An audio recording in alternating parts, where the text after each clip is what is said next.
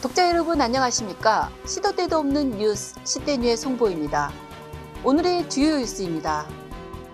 대구시가 27일 대구국제공항 커퓨타임 단축에 따라 동구청에 지원해왔던 주민지원사업 예산을 내년부터 중단하기로 했습니다.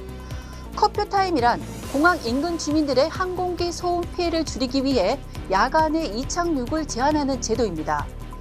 대구시는 2004년을 시작으로 4년마다 보조교부금 200억 원을 동구청에 지원해왔습니다.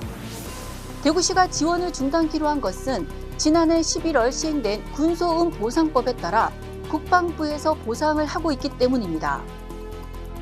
대구시가 신천대로 돌발 상황 시 극심한 교통정체로 이어지는 문제를 해결하기 위해 실시간 돌발 상황 관리 시스템을 구축하고 내년 1월부터 서비스를 시작합니다.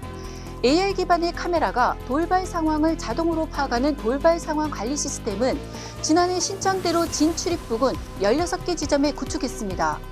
올해 여러 차례의 운영평가와 AI 학습으로 실제 교통 상황에서 정확도가 떨어지는 단점을 보완했습니다. 시는 지능형 교통체계 시스템을 압산순환도로, 신천동로 등 대구 시내 주요 도로로 확대할 예정입니다.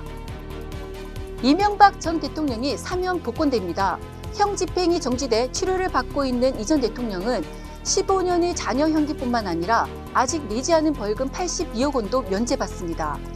최경환 전 경제부총리 겸 기획재정부 장관은 잔형 면제 복권됩니다. 자녀 형기가 5개월 남은 김경수 전 경남지사도 사면 대상에 포함됐지만 복권은 되지 않았습니다. 이 외에도 김기춘 전 대통령 비서실장, 조윤선 전 정무수석, 우병우 전 민정수석과 박근혜 정부 문고리 3인방으로 불리던 안봉근, 이재만, 정호선 전 청와대 비서관도 복권됩니다. 정부는 신년을 앞두고 모두 1,373명에 대해 28일자로 특별 사면을 단행합니다.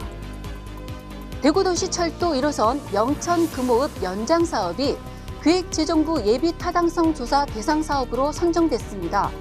예비타당성 조사는 내년 상반기 중 착수될 것으로 보이며 12개월 정도 소요됩니다.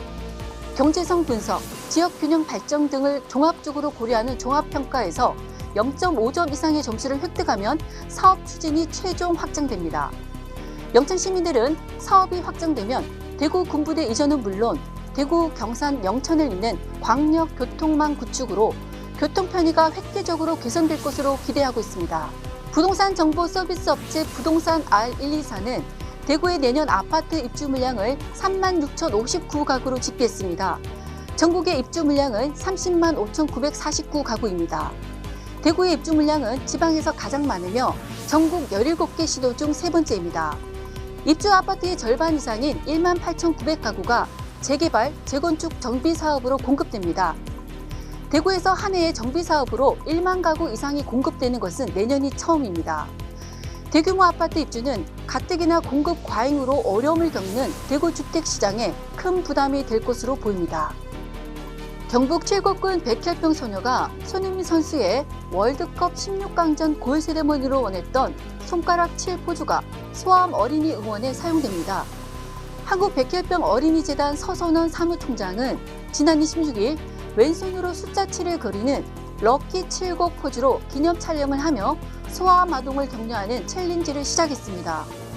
이만수 전 SK 감독, KT 위즈 야구단 강백호, 김상수, 배구 국가대표 김연경, 박정아, 축구 국가대표 홍철 등 다양한 분야의 유명인이 챌린지를 이어갈 예정입니다.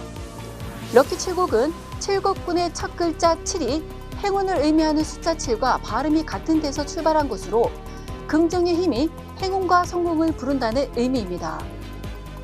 지금까지 12월 28일 시도 때도 없는 뉴스 송보였습니다. 다음 시간에 뵙겠습니다.